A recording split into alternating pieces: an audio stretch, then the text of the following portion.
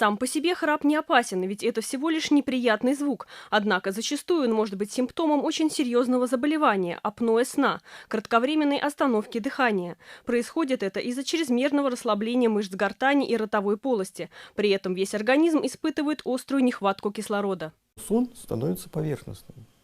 То есть в результате он не высыпается, у него развивается дневная сонливость, утомляемость, ощущение утром так называемого неосвежающего сна, разбитости. И, в общем, в итоге работоспособность снижается, и со всеми, так сказать, вытекающими отсюда последствиями. Снижается внимание. Исключить или, наоборот, подтвердить синдром апноэ можно с помощью полисомнографии, полного ночного исследования сна. Для этого на пациента надеваются специальные датчики-электроды, которые собирают все данные о стадиях сна, деятельности головного мозга и сердечно-сосудистой системы. Затем вся информация фиксируется и анализируется специалистом. Известно, что храп опасен именно из-за апноэ, то есть периодических остановок дыхания. Но не все осознают глубину этой проблемы. Вот сейчас мы посчитаем. В среднем одно апноэ продолжается где-то секунд 30.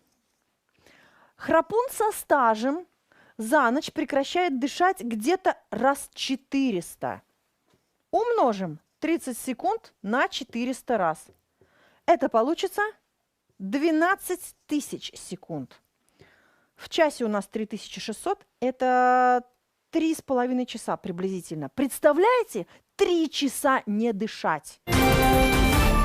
Для того, чтобы выявить, где именно происходит сужение дыхательных путей и выбрать оптимальный метод лечения, проводят слип-эндоскопию. В ходе исследования пациента вводят в неглубокий наркоз, близкий к обычному сну.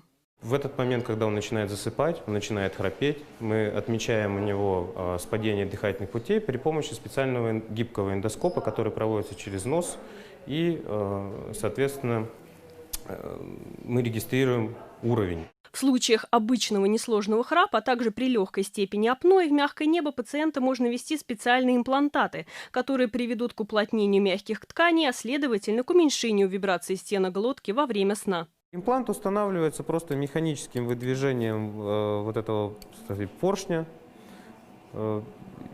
Иголочка вводится в толщу мягкого неба, и затем при помощи выдвижения этого поршня двумя кликами, так называемыми, имплант вводится в мягкое небо. Как правило, процедура имплантации проводится амбулаторно. Однако, если у пациента помимо храпа есть жалобы на затрудненное носовое дыхание, то установку имплантатов совместят с операцией по исправлению перегородки носа.